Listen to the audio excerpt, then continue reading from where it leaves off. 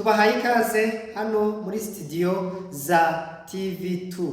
Tuje mu makuru y'imikino cyangwa se mu makuru y'imyidagaduro. Muri kumwe nanjye Himbaza Claude. Ku munsi w'ejo, ubwo ndi kuvuga ejo hashize ku munsi wo kuwa mbere, ekipe y'igihugu y'u Rwanda Amavubi yari ifite umukino yagombaga gukina na ekipe ya Estonia.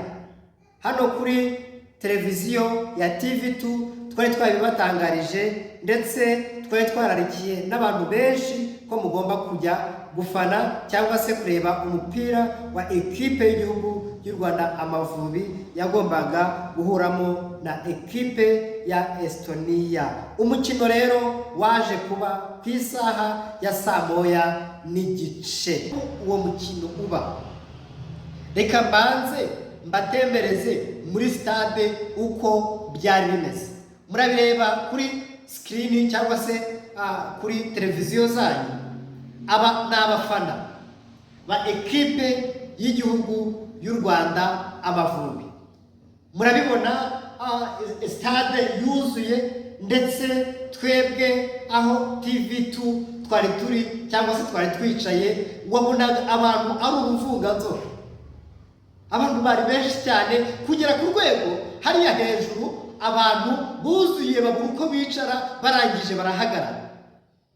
Ayo ni amakuru, aya niyo ya Zandani, kuko nta handi wayakura keretse hano kuri TV2. Hanze twari dufite y'abanyamakuru batubwiye ko hari abantu bagera ku bihumbi 20.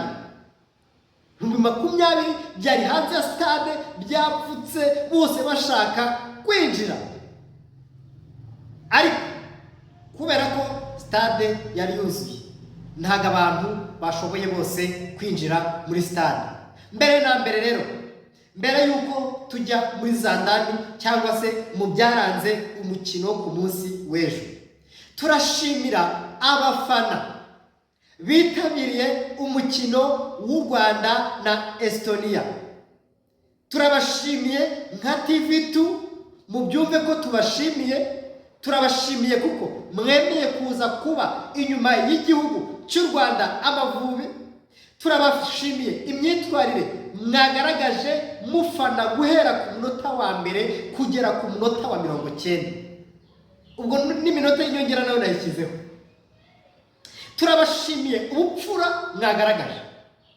N'ubutaha no ku yindi mikino, murabizi yuko mu minsi iri imbere mu kwezi kwa 9 ari amajonjora y'igikombe cy'Afrika. Nabwo muzitabire, nabwo muzitware neza rwose, muzakomeze mugaragaze ubupfura cyangwa se muzakomeze mugaragaze urukundo mukunda ekipe y'igihugu y'u Rwanda Amavubi. Nitukajye tubona Rayon Sport na APR zuzuza stade Amahoro, ngo nitugera kuri ekipe nationale usanga harimo abafana 2000, 3000, kandi iyo APR na Rayon Sport byakinye stade irapfuka ikuzwe.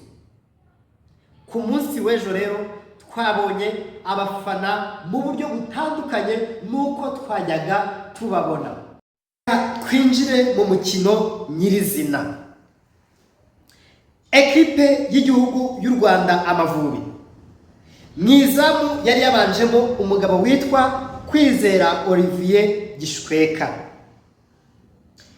Imbere ye hari umugabo witwa Kavitana Ange.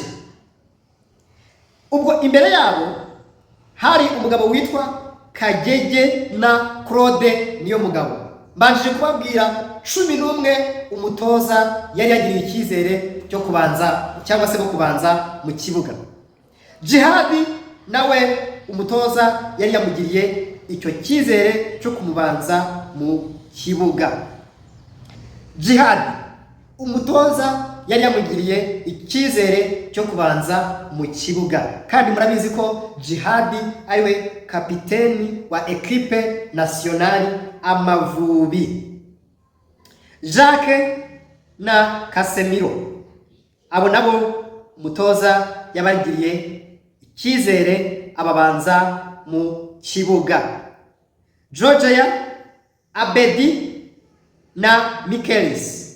Abo nabo nibo 11 umutoza wa equipe nationale Amavubi yagiriye icyizere, aravuga ngo basore banjye icyo mbatumye ni insinzi.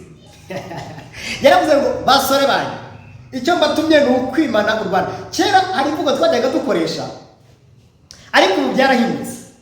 Wajyaga kubona ukabona tubwiye umukinnyi turabwiye ngo genda wimane u Rwanda, ariko ukibaza ngo u Rwanda ararwimana gute? Kuri pasa zitagerayo arimana u Rwanda ku mipira itagera imbere.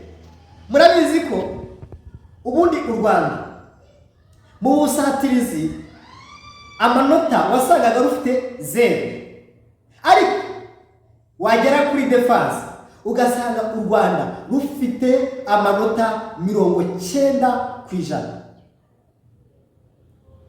Ibi namwe ubwanyu murabizi, twagiye duhura n'ibihugu bigiye bikomeye ugasanga nka Senegal idutsinze igitego kimwe gusa. Urumva defense yashoboraga kujera ba Sadio Mane, defense wayiha 90%. Ariko wagera mu busatirizi ugasanga u Rwanda rufite 0%. Ubu rero ntabwo ariko bimeze. Ubu ekipe y'igihugu y'u Rwanda Amavubi, abantu benshi bari kuvuga ngo ni Amavubi avuguruye, ni Amavubi avuguruye. Ekipe y'igihugu y'u Rwanda Amavubi ifite abakinnyi 11 beza b'intoranye, ariko nanone n'abasimbura nabo bateye ubwoba.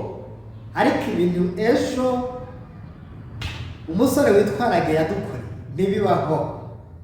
Murabizi namwe abatari bari ku kibuga mwakurikiye match, Rage yasubiye inyuma mu buryo utatekereza.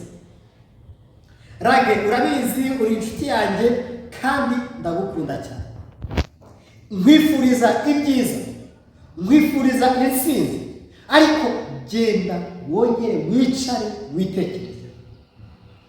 Aba basore ba Kapita, aba basore ba Jacques, aba basore ba Bedi bari kwirukanka, bari kugendana n'igihe, bari kugendana n'ibigezweho. Gerageza ugende wongere ukore imyitozo, wongere usubire muri gym ukora umwitozo, kuko igihe kirimo kiradusiga. Niko bimeze, igihe kiri kudusiga, igihe cyagusize wenda muri kubibona, ariko twebwe turabireba tukabibona. Igihe kiri kugusiga, gerageza wongere ugende ushaka ahantu wandika n'inshuti za Rage, mwebwe mumuba hafi, mugende mumuhe ubu butumwa.